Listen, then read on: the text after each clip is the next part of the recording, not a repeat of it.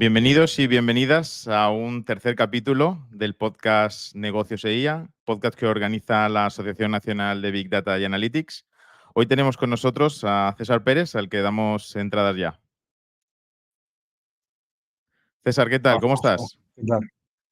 ¿Todo bien? Muy bien, muchas gracias. Sí, todo bien. Bueno, César viene de una compañía de la que es fundador y CEO, que es Inverence, una compañía que probablemente en los tiempos que corren, pues diríamos, o seguro que decimos que es una empresa que hace inteligencia artificial, pero probablemente de los tiempos de los que viene podemos decir también correctamente que hace modelos estadísticos, ¿no? Modelos matemáticos. Es así, ¿no? Sí, sí, así es, sí. Muy bien. Bueno, pues vamos a, vamos a empezar y que el público y la gente que nos escucha que te conozca. Cuéntanos, César. ¿Quién es César Pérez?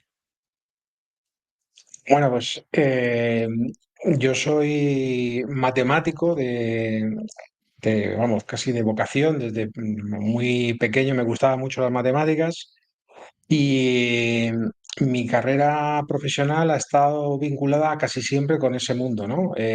Evidentemente, sobre todo en temas de modelación estadística, en la generación de sistemas de previsión, en fin, todo aquello que está involucrado en la toma de decisiones, asociado siempre a la toma de decisiones, ¿no?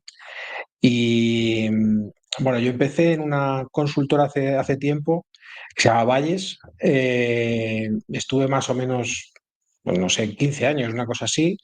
Y luego hace prácticamente 6 8 años hemos empezado un proyecto que es el que os comentaba Juanjo, Inverence, con una filosofía más centrada o intentando centrarnos en usar tecnología como machine learning y todo lo que es la inteligencia artificial, pero siempre teniendo un poco las bases de dónde veníamos, ¿no?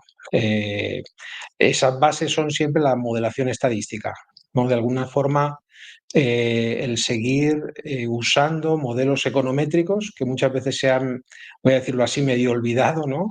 En algunos casos, ¿no? Aunque yo creo que hay más en boga ahora que antes en algunos momentos, ¿no? De uso, sobre todo en temas de optimización, de marketing o de previsión, etcétera, ¿no?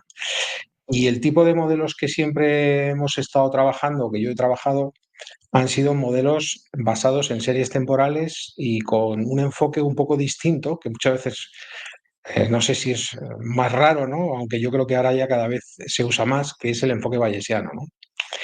Y ahora mismo estamos intentando mezclar todo eso con un poco la tendencia que hay actualmente, que son los LLMs, ¿no?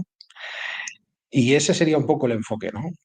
Con el que hemos estado trabajando en Inveres desde ahora. Vamos a hablar de Valles y vamos a hablar de Imeres, por supuesto, pero déjame que te pregunte algo que has dicho al principio. Creo que acabaste matemáticas en el 99. Cuando estudiaste matemáticas, ¿pensabas que te ibas a dedicar a lo que te dedicas hoy o lo que has ido dedicando en los últimos años?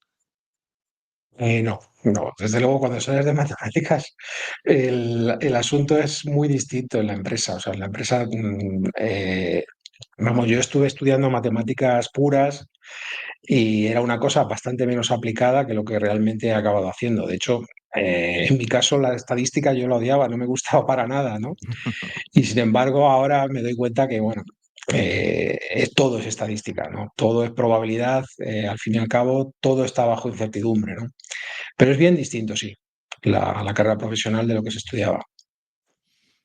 Bueno, y cuando acabaste matemáticas, te incorporaste a Valles, donde has estado algunos años. Te incorporaste también sobre el año 99. Cuéntanos en el año 99 cómo era el mercado de la inteligencia artificial, porque en el 99 no hablábamos de inteligencia artificial, hablábamos de Bueno, otras cosas. sí, sí, efectivamente. Yo creo que era el tiempo más bien de empezar a generar los data warehouse. O sea, ya había un tiempo en el que había la creación de grandes bancos de información en el cual se empezaban a estructurar en sistemas en SQL, ¿no? Básicamente.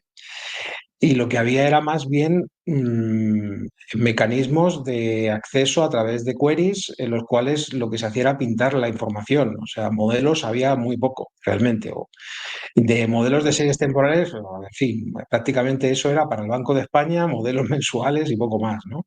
Pero realmente lo que había en aquel momento era pues una situación bastante complicada en ese sentido, ¿no? O sea, no había la evolución que había aquí. Incluso yo creo que desde el punto de vista de lenguajes, en aquel momento no había un lenguaje para poder soportar series temporales e inferencia bayesiana, ¿no? Entonces nosotros teníamos un lenguaje que no sé si alguno a lo mejor que lo escuche se acordará, se llama Time Oriented Language, y era un lenguaje orientado precisamente para eso, porque no había lenguajes en aquel momento para hacerlo. No había R, o era muy incipiente, desde luego no había Python, y entonces tenías que montar en algo, ¿no? Y entonces, bueno, pues en eso montábamos. Y como digo, no había prácticamente modelos, había muy poquito, y lo que había era más visualización de información, ¿no? A qué tipo de clientes accedíais alrededor del año 2000? Es decir, ¿qué tipo de clientes os llamaban o accedían al tipo de servicio que dabais? Pues nosotros siempre hemos estado orientados a clientes grandes, ¿no? Pues a empresas de telecomunicaciones o a empresas relacionadas con la distribución, en fin, de muy diversa índole, tanto nacional como fuera, ¿no? En el extranjero.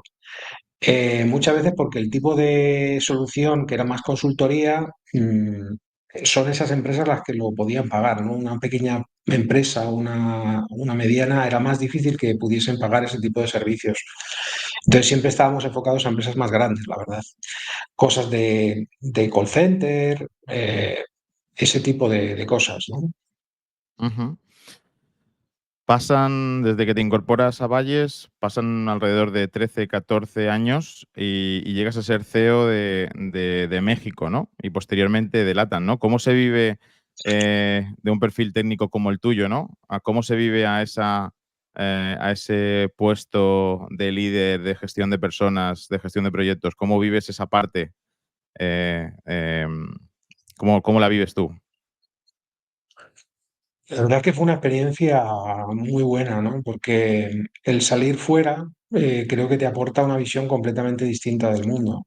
Te enriquece, tanto como persona como a nivel profesional. Yo creo que una de las cosas que creo que es importante es el poderte rodear de gente que de alguna forma también va supliendo tus carencias, ¿no? O sea, yo era una persona eminentemente técnica, lo sigo siendo, pero lo importante es también rodearte de un equipo que sea capaz de ayudarte a hacer las cosas, ¿no?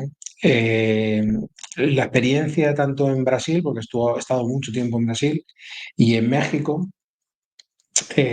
como decía antes, es enriquecedora, sobre todo también por las formas distintas de hacer en algunos sitios, las formas de relacionarte a nivel empresarial, también a nivel personal, y como digo, te enriquece enormemente, ¿no? Cuéntanos algún proyecto de tu etapa de Valles que recuerdas que haya realmente impactado o que haya generado mucho valor en alguna compañía, algo relevante que puedas contar. Bueno, yo creo que el proyecto probablemente más importante que hemos tenido en Valles ha sido todo lo relativo a la optimización del marketing, ¿no?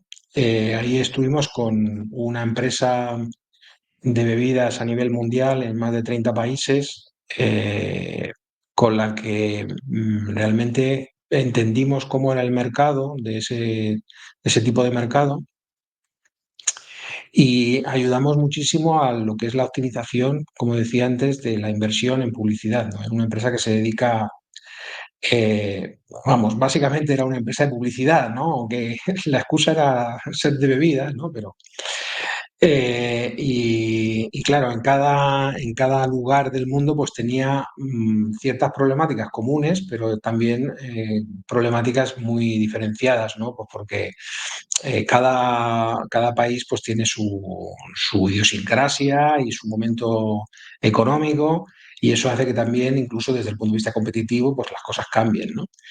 Y en ese sentido, pues bueno, ahí estuvo bastante tiempo trabajando con ellos y, como digo, una experiencia súper enriquecedora, ¿no?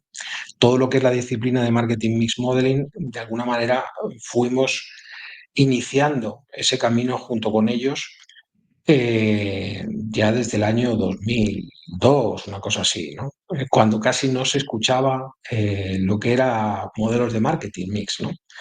Entonces, Ujú, bueno, no voy a decir que fuésemos los precursores a nivel mundial, pero unos de los que comenzamos a trabajar en muchos países a la vez con una metodología que yo creo que hasta ahora se sigue utilizando en algunos de esos países y que desde luego fue precursora de una forma de hacer las cosas también diferencial, ¿no? Lo que se tenía en la casa era una cosa y luego nosotros empezamos a trabajar con ellos, sobre todo en la introducción, como decía antes, del enfoque bayesiano, que yo creo que es un enfoque que ahora mismo se reconoce como uno de los enfoques punteros, no solamente en este nivel, sino también en lo que es inteligencia artificial, ¿no? ujú. Entiendo que para desarrollar esos modelos de marketing mix os ha ayudado mucho, que lo he mencionado antes, TOL, que es el lenguaje que vosotros mismos creasteis. Eh, ¿Cómo crees que TOL a día de hoy sigue siendo competitivo con todos los lenguajes y librerías que están saliendo en el mundo del machine learning? Y vosotros, y también te hago otra pregunta, si vosotros lo estáis siguiendo utilizando de manera continua. Sí, es sorprendente, ¿no? Es un lenguaje que tiene pues, más de 20 años. Eh, es un lenguaje que permite manejar las series temporales con el enfoque bayesiano de forma simultánea. Tiene estimadores que son propios y que permiten precisamente eso, trabajar simultáneamente con modelos ARIMA y con estructuras jerárquicas bayesianas. Y lo que nos sorprende mucho, bueno, aparte más que no solamente la parte de estimación, sino que hay una estructura algebraica que permite manejar el tiempo social de una manera mucho más ágil que en otros lenguajes. Hay también una estructura de álgebra de series temporales con estructuras polinómicas en retardos. Aquí estoy hablando un poco más técnicamente, pero la idea es que necesitas una herramienta más o menos flexible de manejar para poder manejar este tipo de modelos. No son modelos sencillos, son modelos complejos, son bastante sofisticados. Y como decía, lo que me sorprende un poco es que sí es cierto que existen librerías en Python o en R que permiten trabajar con modelos ARIMA desde un punto de vista máximo verosímil, pero menos en los cuales mezclas la parte bayesiana con la parte ARIMA, ¿no? Y es una lástima, ¿no? Incluso lo que decía antes, el manejo del tiempo social, que yo creo que es una cosa clave en series temporales, porque al fin y al cabo el poder especificar bien, por ejemplo, el calendario, ¿no? Los festivos que aparecen en las series temporales muchas veces en cada mercado pues se refleja de una forma distinta, ¿no? El poder manejar eso de una forma ágil, como digo, pues es un diferencial, ¿no? Y el poder introducir simultáneamente información a priori dentro de los modelos, yo creo que al final lo que hace generalmente es dotar de robustez en la respuesta que tiene ese modelo, sobre todo desde el punto de vista de negocio, ¿no? Al final lo que tú estás introduciendo no es la información del analista, es la información de la persona que conoce el negocio, ¿no? Entonces es un modelo que no es nuestro, sino que es un de los dos, del cliente, ¿no? Entiendo que TOL es una herramienta open source que se puede descargar hoy en día, lo tenéis en abierto. Sí, sí, sí, es una herramienta que tú puedes descargar. Es una cosa que estamos trabajando ahora, que queremos trabajar realmente un poco a medio plazo, es aprovechar muchas de esas cosas que están en TOL y volcarlas en otros lenguajes de programación, porque también entendemos que TOL es un lenguaje, vamos a decirlo así, más minoritario y que evidentemente la fuerza que tiene Python o R o incluso Julia, ¿no? Que es otro lenguaje también ahora que está entrando fuerte, eh, pues esa comunidad yo creo que ayudaría muchísimo a expandir las virtudes un poco que tienen en general lo que es la modelación de series temporales con inferencia bayesiana. Ujú. Bueno, pues vamos a dejar un poco atrás la experiencia como Valles y nos venimos al presente, nos venimos a la empresa actual que cofundaste, que se llama Inference, que lo hiciste a comienzos de 2020. ¿En qué se diferencia Inveres de Valles, de donde venías? Bueno, hay una cosa que yo creo que hemos buscado cuando empezamos a hacer Inveres, ¿no? Y es el hecho de escalar a producto, ¿no? Nosotros veníamos, el grupo que fundamos un poco la empresa, veníamos desde una consultora. El mundo de la consultoría es bastante complicado. El que sepa, el que haya estado en consultora, pues, o esté en consultoría, pues sabe cómo es, ¿no? Es una forma de vender también distinta. Los proyectos muchas veces no son escalables porque son muy particulares. A veces estás trabajando con temas de optimización, otro día estás haciendo un modelo de recomendación, otro día un modelo de churn, en fin.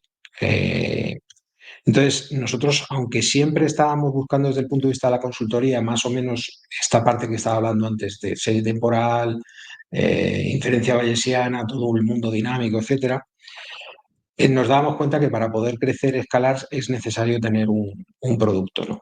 Y ese es uno de los enfoques diferenciales ahora mismo, ¿no? El intentar generar producto, que no es nada sencillo, porque cuando vienes de la consultora, pues eh, construir producto es otra cosa distinta, es otro animal distinto, pero ese es uno de los grandes diferenciales. Otro tal vez es un uso más extensivo de las técnicas de machine learning y de inteligencia artificial, y no tanto solo lo que son los modelos econométricos, vamos a decir, más tradicionales, pero sí aprovechar todo lo que existe en este momento para poder apoyarnos en ello.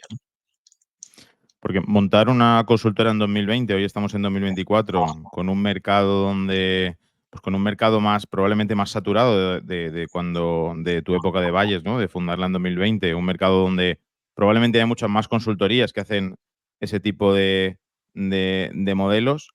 ¿Cómo ves? Has mencionado, ¿no? Que el punto fuerte, ¿no? O que uno de vuestros caminos es el desarrollo de producto. Cuéntanos un poco más en profundidad qué tipo de desafíos os estés encontrando cuando una consultora decide, ¿no? Porque hay un periodo de supervivencia, porque tienes que seguir haciendo esos servicios de consultoría, a la vez desarrollar producto. ¿Qué tipo de desafíos os estés encontrando a la hora de desarrollar producto propio? Bueno, yo creo que ahí el asunto sobre todo es la cantidad de desarrollo I+D que tienes que hacer y cómo coordinar ese desarrollo para generar algo que se pueda ofrecer en el corto plazo, pero tampoco olvidarnos del medio y del largo plazo, ¿no? Yo creo que ese es uno de los retos más importantes. En productos que estamos haciendo ahora, que se están de alguna forma escalando cosas que ya habíamos hecho desde el punto de vista de consultoría como un proyecto determinado, pero que luego vemos que efectivamente se puede generar como un producto, ¿no? Cosas, por ejemplo, como son la previsión del nivel de calidad del aire, ¿no? Y esos protocolos asociados, pues una cosa es hacer un proyecto determinado en un momento para luego escalarlo a un producto en el cual pues es un servicio en el que tú pues tienes que tener una web, tienes que tener unos mecanismos de adquisición de la información que sean más o menos estandarizados. Lo que es la coordinación de equipos es una cosa también complicada. Muchas veces tienes que estar con talento que no solamente es de aquí, en España, que se puede encontrar, pero nosotros estamos apostando también por talento en otras partes del mundo y eso pues hace que muchas veces los usos horarios pues, sean complicados, ¿no? De coordinar el equipo. Pero sobre todo, como os decía, yo creo que lo más complicado es intentar cambiar un poco la filosofía de que el desarrollo tiene que ser a corto plazo, aunque tengas cosas a medio y largo plazo, ¿no? Y eso es bien distinto, ¿no? Ujú. Vamos a hablar un poco más adelante de ese producto para que nos lo introduzcas un poco, pero quería comentarte tu opinión, ¿no? Llega en 2022-2023 llega la inteligencia artificial generativa y con un producto que todos conocemos, que es ChatGPT. A vosotros, como consultora de inteligencia artificial, de modelos estadísticos que veníais haciendo modelos, pues probablemente lo que llamamos en la jerga más tradicionales, ¿cómo os ha afectado ChatGPT y la venida de la inteligencia artificial generativa? ¿Tenéis más clientes tocándoos a la puerta?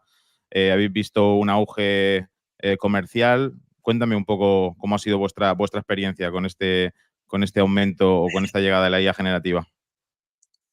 Bueno, yo creo que ha habido como dos fases, ¿no? O sea, hay una primera fase que bueno, comienza yo creo que a finales de 2022, primeros de 2023, en el cual pues hay una especie de hype enorme, ¿no? Cuando sale ChatGPT, ya la versión 3 si no recuerdo mal, ahí parecía que aquello realmente tomaba forma y que empezaba a ser un cambio, que podía ser un cambio, ¿no? De paradigma, en el cual pues empiezas a hacer cosas exploratorias, ¿no? En las cuales, pues bueno, eh, te das cuenta del potencial de la herramienta, sobre todo yo creo que en temas de codificación y ya un primer uso, ¿no? Dentro de la propia compañía, en el cual pues cosas que antes a lo mejor tardabas en codificar más tiempo, incluso te enfrentas a lenguajes que a lo mejor no conocías tan bien, pues ahora con esa herramienta tú la puedes utilizar, ¿no?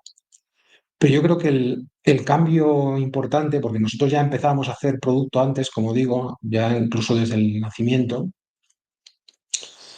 creo que está en los mecanismos de transmisión, ¿no? De lo que es los modelos tradicionales que nosotros hacíamos con respecto al cliente, ¿no? De hecho, eh, esa es una cosa que yo creo que cada vez más se va a demandar, ¿no? El que tú puedas interaccionar con los modelos tradicionales de una forma a través del lenguaje natural, ¿no? De hecho, los clientes yo creo que es un tema que cada vez demandan más, ¿no? Que haya mucha más interacción, que desde el punto de vista consultoría muchas veces lo que ocurre es que tú coges los datos, eh, te vas a tu casa, por decirlo así, generas el modelo y luego vas con el resultado al cliente, eso ya no puede ser así. O sea, tú tienes que tener mecanismos de comunicación mucho más sencillos, de tal forma que, y transparentes, de tal forma que el cliente sea capaz de poder ver esos resultados directamente.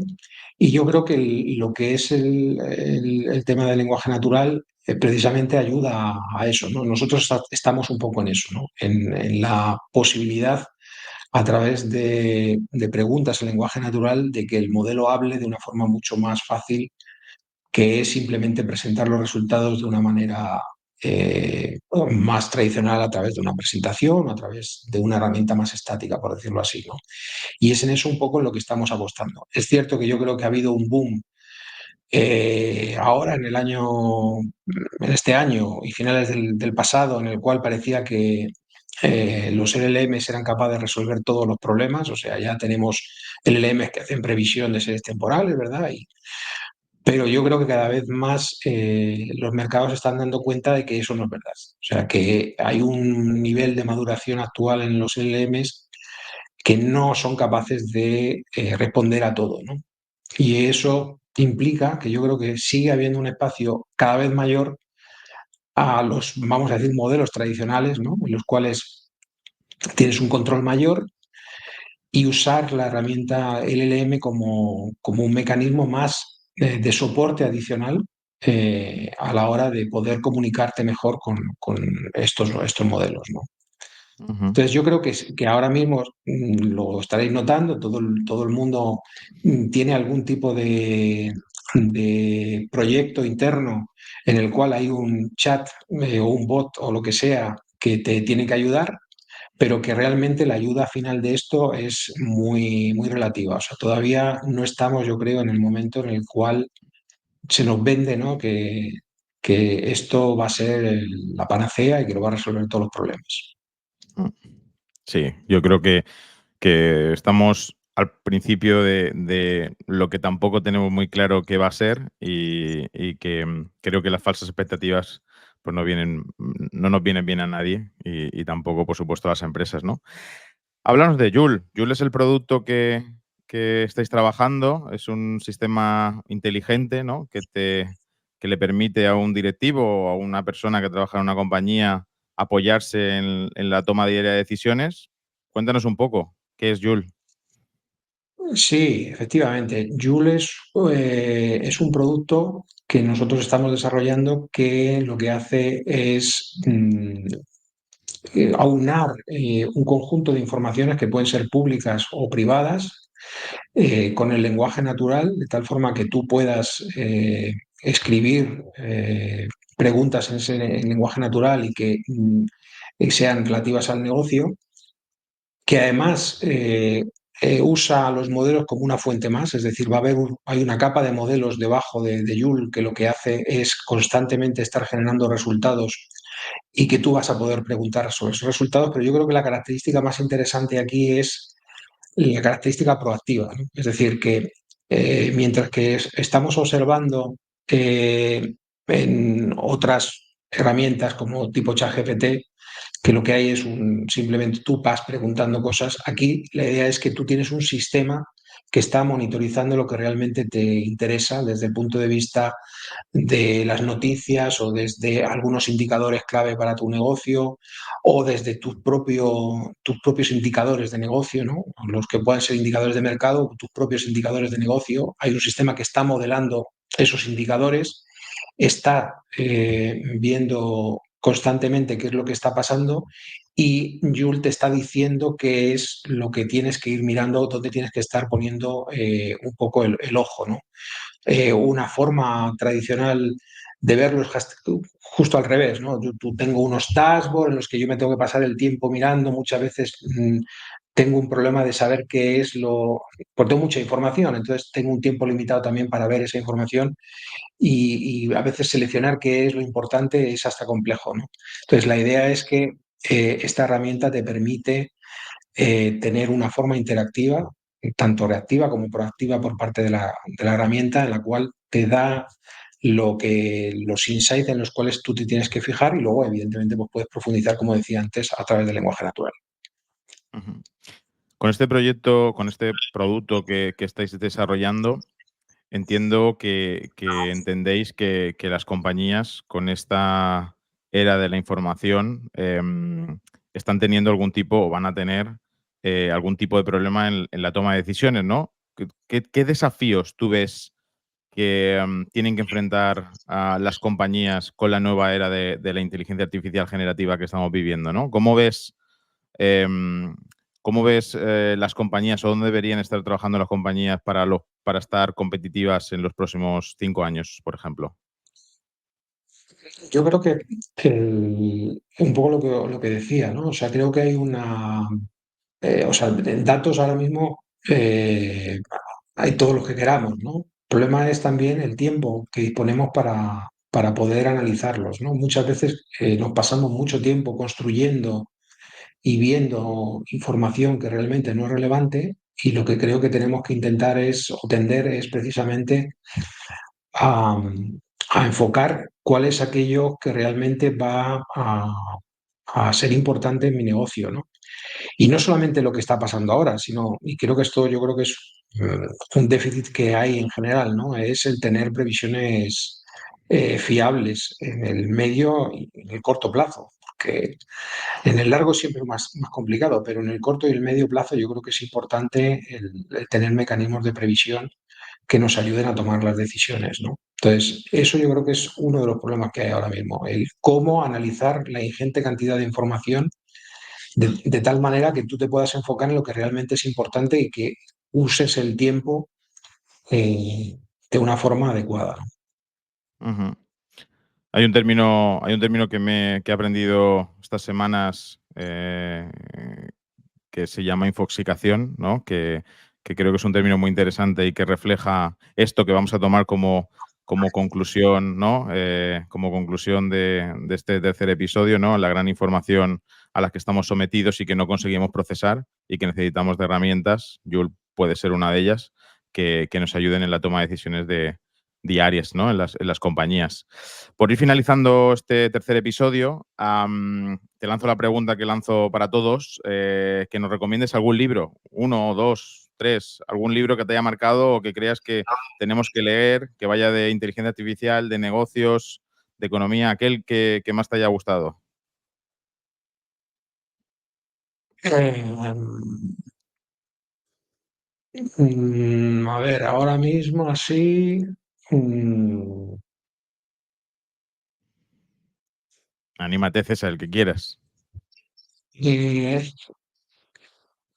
hay un libro, a ver, déjame que me acuerde con el nombre, porque hace ya tiempo que no me lo he leído.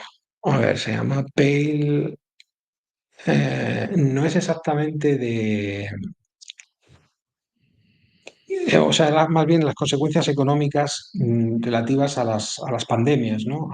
Tengo que coger el título porque no me acuerdo exactamente cuál fue, pero me pareció interesante, ¿no? Sobre todo cómo los mecanismos pandémicos se transmiten muchas veces también de forma semejante desde el punto de vista económico, ¿no?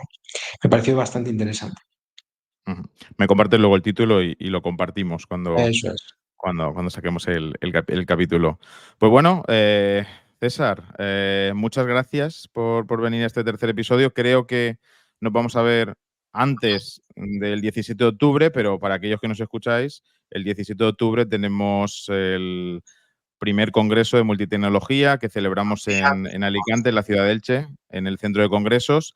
César va a estar ahí, va a ser parte de una de las mesas de debates que vamos a tener en el congreso. Seguro que nos vemos presencialmente ahí, pero espero que seguro que también de alguna forma nos veremos antes. César, agradecerte que vengas a este tercer episodio del podcast de Negocios EIA y bueno, a seguir trabajando y a seguir desarrollando ese producto que Joule, que tiene muy buena pinta. Muchas gracias a Muchas ti. gracias. Gracias, César. Y bueno, Hasta a todos los luego. que nos escucháis, hasta la próxima.